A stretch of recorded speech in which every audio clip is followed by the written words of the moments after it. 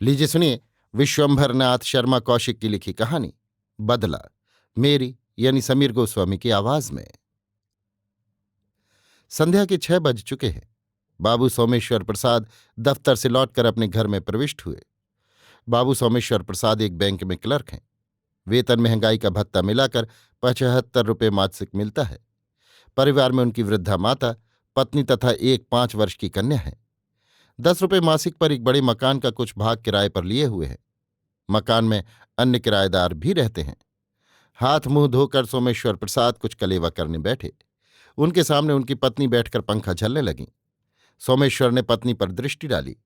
वो एक धोती जो कई स्थान से फटी हुई थी पहने थी। सोमेश्वर मुंह का कौर निगलकर बोले, ये धोती तो बिल्कुल फट गई है।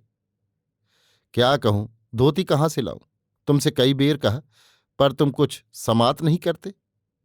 तो क्या अब एक भी धोती नहीं है? एक आध पड़ी है तो वो कहीं आने जाने के लिए रख छोड़ी है। फटी धोती पहनकर तो बाहर निकला नहीं जाता। क्या बताऊं, धोतियां कहीं मिलती ही नहीं। सुना था कि एक दुकान में औरतों को धोतियां दी जाती हैं। एक औरत को एक धोती मिलती है। मैं भी वहां गई। हे भगवान, वहां की दशा देखकर मैं उल्टे पैरों लौट आई। एक धोती लेने में 16 कर्म हो जाते हैं। छीना झपटी, पुलिस सिपाही की डांट फटकार, और मैं तुमसे क्या बताऊं। भगवान बचावे, ऐसी धोती से तो घर में लंगोटी लगाए बैठे रहना कहीं अच्छा है। और तुम्हें पुलिस की क्या जरूरत? सोमेश्वर ने पानी का घूंट पीकर कहा। भगवान जाने, लेकिन औरतें भी ऐसी ऐसी जाती हैं जो मर्दों के कान काट लें। ना भीड़ में उनका जी घबराता है, ना उन्हें गुंडों का भय और ना पुलिस की बैंत का। उनमें 2-4 भली मानस होती हों तो हों, नहीं तो सब वही 70 खस्मी। ये अधिकारियों के प्रबंध की त्रुटि है। सोमेश्वर ने तश्तरी में हाथ धोते हुए कहा। माताजी के पास भी धोती नहीं है, वो भी आज झींक रही थी। इसी समय सोमेश्वर प्रसाद की कन्या चंपा आई। वो एक जांघिया तथा फटा शलूका पहने थी। वो आकर बोली, चाचा हमें कपड़ा ला दो, हमारे पास न धोती है न शलूका। कन्या की दीन वाणी से सोमेश्वर को क्लेश पहुंचा। वो बोले, बेटी कोशिश कर रहा हूं। चंपा की माता, ऐसा समय तो कभी देखा न सुना कि पैसे खर्चने पर भी चीज नहीं मिलती। कुछ तो कपड़े की कमी है ही। फौज वालों के मारे पब्लिक को कपड़ा बहुत कम मिलता है। सुना है सरकार बाहर भी कपड़ा भेजती है। लेकिन ज्यादा कष्ट तो इन हरामजादा ब्लैक मार्केट करने वालों के मारे है। कपड़ा दाबे बैठे हैं। जो तिगने चुगने दाम देता है उसे देते हैं, बाकी को कह देते हैं कि है नहीं, सब बिक गया। भगवान समझेगा इन पापियों से। ऐसी पाप की कमाई फलती नहीं। फले चाहे ना फले, इस समय तो चांदी काट रहे हैं, सब यहीं धरा रह जाएगा।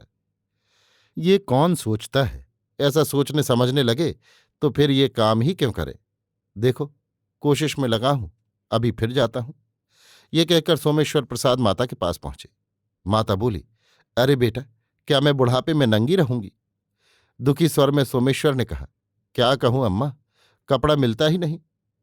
ऐसा भी क्या है, 1-2 जोड़े भी नहीं मिलते? धजी तक नहीं। तब फिर क्या टाट लपेटना पड़ेगा? जो भगवान की इच्छा होगी। देखो जा रहा हूं, मिल जाए तो मिल जाए, पर आशा बहुत कम है। ये सब कपड़ा गया कहाँ? कपड़े वाले ससुरे दाबे बैठे हैं। इन बेदर्दों को गरीबों पर तरस नहीं आता? दर्द, लोभ ने इन्हें मनुष्य से पशु बना दिया है। पशु भी नहीं बल्कि पिशाच। ये अर्थ पिशाच हो गए हैं। भगवान समझेगा इनसे। हाँ, मनुष्य अभी तो मौज कर रहे हैं।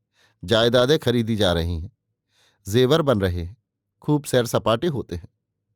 माता एक दीर्घ निश्वास छोड़कर मौन हो गई। सोमेश्वर बाहर चलने के लिए कपड़े पहनने लगे। घर से निकलकर सोमेश्वर अपने एक परिचित बजाज की दुकान पर पहुंचे। वो इन्हीं के यहां से कपड़े लेते थे और बजाज के पुराने ग्राहक थे। बजाज ने मुस्कुराकर इनका स्वागत किया और दुकान के नौकर को पैसे देकर कहा, पान और सिगरेट लाओ। सोमेश्वर प्रसाद बोले, अरे भाई, पान सिगरेट से काम नहीं चलेगा, कुछ कपड़ा दिलवाओ, घर में किसी के पास कपड़ा नहीं है। क्या करें बाबूजी, कपड़ा मिलता ही नहीं। तुम लोगों को भी नहीं मिलता? मिलता होता तो क्या आपको न देते? ऐसा भला हो सकता है? ये तो भगवान जाने और तुम्हारा दीन ईमान, मैं क्या कह सकता हूं। बजाज हंसकर बोला, आपको विश्वास ही नहीं होता? जब कपड़ा है ही नहीं तब ब्लैक मार्केटिंग काहे से होती है? मैं तो ब्लैक करता नहीं। आप ना करते हो, परंतु जो करते हैं उनके पास तो होगा। जरूर होगा। तो भाई एक आध जोड़ा कहीं से दिलवा दो। क्यों, एक के 4 दोगे? तो क्या करोगे फिर? आपका क्या मतलब है? ऐसी तंगी है? तंगी? जरा मेरे घर चलकर औरतों की दशा तो देखो। बजाज कुछ सोचकर बोला। अच्छा देखिए, पता लगाता हूं। हरामजादे जल्दी कबूलते भी तो नहीं है। इन ससुरों के मारे रोजगार चौपट हो गया। ये कहकर उसने अपने नौकर से कहा, देखो महाराज, जरा उसके यहां जाओ, जनाने धोती जोड़े 2-4 लाओ। दाम पूछते आना, कहना अपने लिए चाहिए, दाम वाजिब बतावे। नौकर चला गया।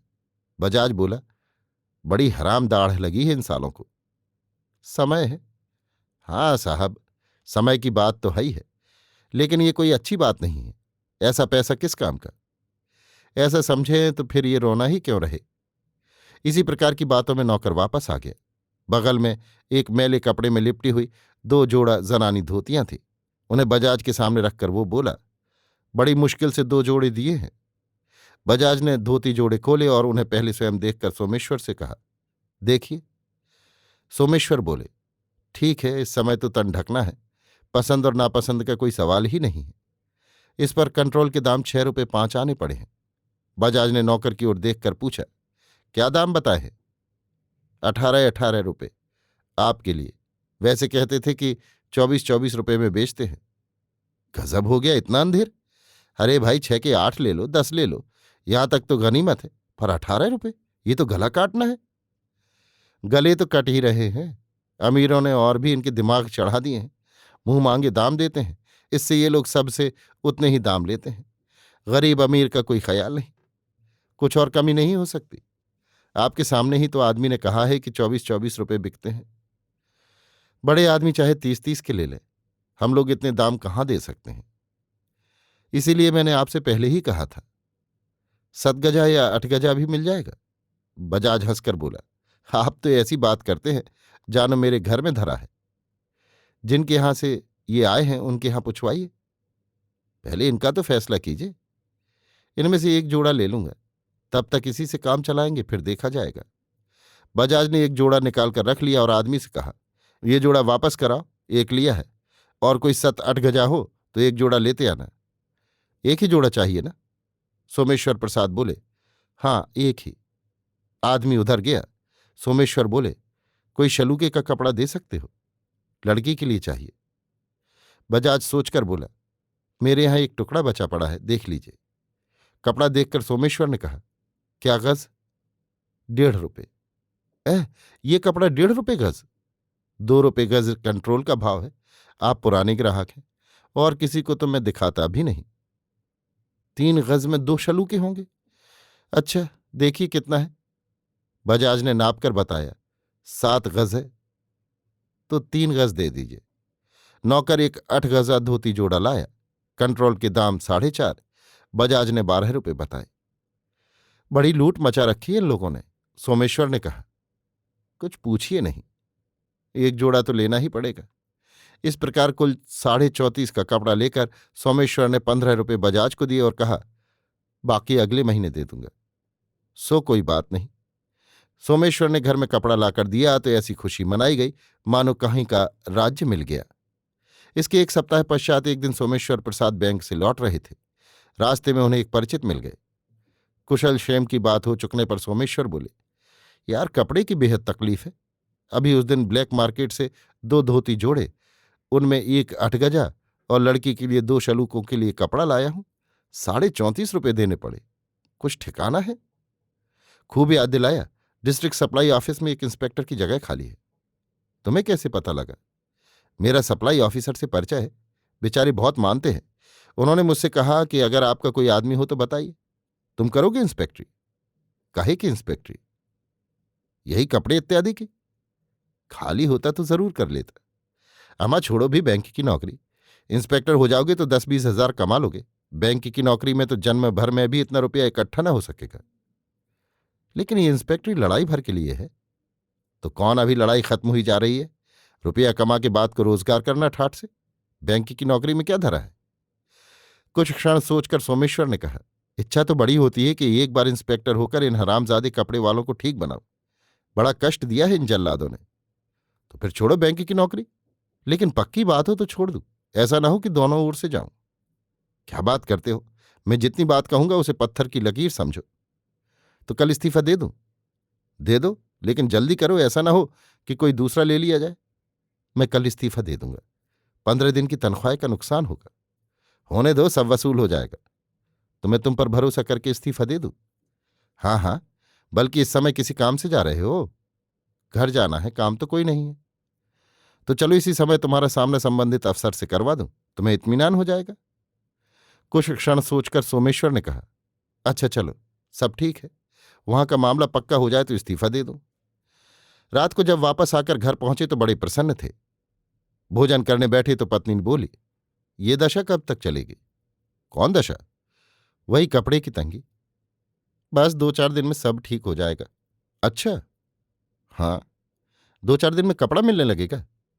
कितने कपड़े पहनोगी, ढेर लगा दूंगा। पत्नी प्रसन्न होकर बोली, लड़ाई खत्म हो गई? अब आरंभ होगी। पत्नी ने आश्चर्य से पूछा, आरंभ होगी किससे? मुझ में और कपड़े वालों में? न जाने क्या कह रहे हो, मेरी कुछ समझ में ही नहीं आता। सोमेश्वर ने सब वृतांत पत्नी को बताया। सब सुनकर पत्नी बोली, ये बात है, पर खूब समझ बूझ लेना। सब समझ बूझ लिया है। इन बदमाशों से बदला लेने में यदि मुझे नरक में जाना पड़े तो भी मुझे स्वीकार है। हाय हाय, कैसा तरसा है इन लोगों ने। आत्मा कलपती है। भगवान जाने इनकी भी ऐसी ही दुर्दशा हो, तब कलेजे में ठंडक पड़े। तुम्हारे कलेजे पर बर्फ की सिल रखवा दूंगा, देखती जाओ। सोमेश्वर ने इंस्पेक्टरी का चार्ज ले लिया।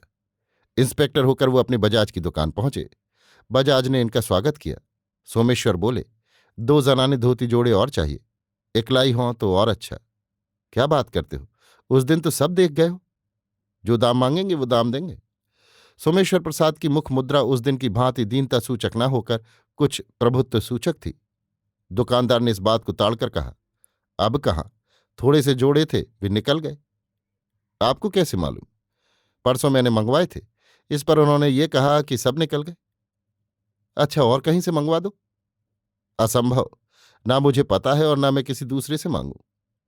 उनकी बात और थी। अच्छी बात है, कहकर सोमेश्वर चल दिए। दुकानदार अपने मुनीम से बोला, आज तो कैसे हुक्म दे रहे थे, क्या बात है? कहीं से रकम मिल गई होगी, इससे ऐसे बोल रहे थे। सोचते होंगे कि मुंह मांगे दाम देंगे तो मिल जाएंगे। दुकानदार हंसकर चुप हो गया। थोड़ी देर बाद एक कपड़े का दलाल दुकान पर आया। अपने काम की बात करने के बाद वो बोला, आज तो एक नए इंस्पेक्टर आए हैं। वो कौन? दुकानदार ने उत्सुकतापूर्वक पूछा। सोमेश्वर प्रसाद नाम है। सोमेश्वर प्रसाद? उनकी हुलिया क्या है? दलाल ने बताया। दुकानदार ने अपने मुनीम की ओर देखकर बोला, अब मामला समझ में आया, तभी इतने ठाठ से बोल रहे थे। मैंने भी कैसा ताड़ा? दलाल ने पूछा, क्या बात है? दुकानदार बोला, सोमेश्वर प्रसाद हमारे पुराने ग्राहक हैं। इस समय अभी आए थे, इकलाइयां मांग रहे थे, मैंने साफ इनकार कर दिया। ये तुमने बुरा किया। क्यों? अरे भाई, इंस्पेक्टर हैं, इनको प्रसन्न रखना चाहिए। न जाने किस समय वार कर बैठे। अब वो तुमसे बुरा मान गए होंगे, जरा होशियार रहना। इन बातों में क्या धरा है? इनके जैसे 360 आवे तब भी हवा नहीं पा सकें। कुछ दिन पश्चात जब सोमेश्वर प्रसाद को सब जान गए कि ये इंस्पेक्टर हैं, तो उनकी बड़ी खातिर होने लगी। कहाँ उन्हें अपने लिए भी कपड़ा नहीं मिलता था, और कहाँ अब वो अपने मित्रों को कपड़ा दिलाने लगे। जिस दुकानदार से जो कपड़ा चाहते थे ले लेते थे। वो स्वयं कपड़े की तंगी भोग चुके थे, इस कारण उन्हें दूसरों के कष्ट के प्रति सहानुभूति होती थी। जहां तक संभव हो सकता था, वे दूसरों की उचित आवश्यकता पूर्ण करने का प्रयत्न करते रहते थे। उनके इस कार्य से जनता उनसे प्रसन्न थी। नाराज केवल ब्लैक करने वाले दुकानदार थे। एक दिन उन्हें उनके पुराने बजाज का एक कर्मचारी मिला। सोमेश्वर प्रसाद ने पूछा, तुम्हारे मालिक के क्या हाल है? ब्लैक में खूब कमाया है, इससे दिमाग चढ़े हुए हैं। मुझे तो उन्होंने कल जवाब दे दिया। क्यों? बोले, हमारे पास अब उतना काम नहीं है, और काम तो सचमुच अब पहले जैसा नहीं रहा। कंट्रोल के मारे बहुत कम हो गया है। तुम्हारे मालिक तो कहते थे कि हम ब्लैक करते ही नहीं हैं। सब ऐसा ही कहते हैं, अपने मुंह से कोई कहता है। लेकिन हमारे साथ तो बड़ी दगा की गई इंस्पेक्टर साहब। हमने मालिक का साथ दिया, ब्लैक के पाप में उनके साथ रहे। हम चाहते तो किसी भी दिन धरवा देते।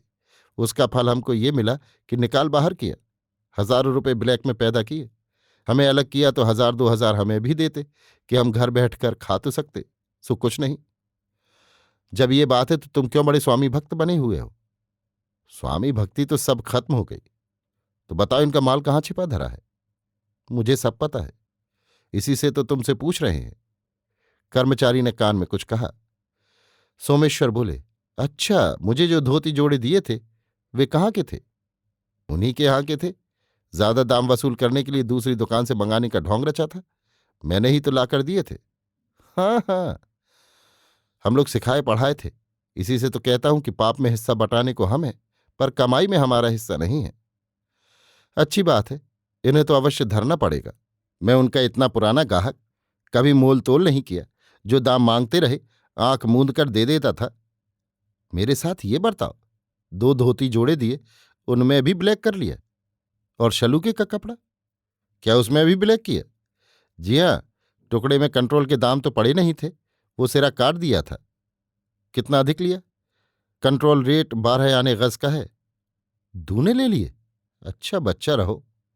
दूसरे दिन उस दुकानदार की दुकान पर डिस्ट्रिक्ट अफसर ने पुलिस सहित धावा किया और कर्मचारी के बताए हुए मकान की तलाशी ली गई तो उसमें 15,000 का नाजायज कपड़ा निकला, जिसमें जनानी धोतियां, इकलाइयां, मलमल इत्यादि सब महीन माल था।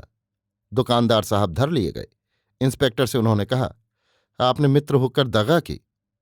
18 रुपये का धोती जोड़ा, 1.5 रुपये गज का सलूके का कपड़ा याद कीजिए, तब मित्र बनने का दावा कीजिए। आप जैसों के साथ मित्रता का निर्वाह करना पाप है। दुकानदार निरुत्तर हो गया। अभी आप सुन रहे थे विश्वंभर नाथ शर्मा कौशिक की लिखी कहानी बदला, मेरी यानी समीर गोस्वामी की आवाज में।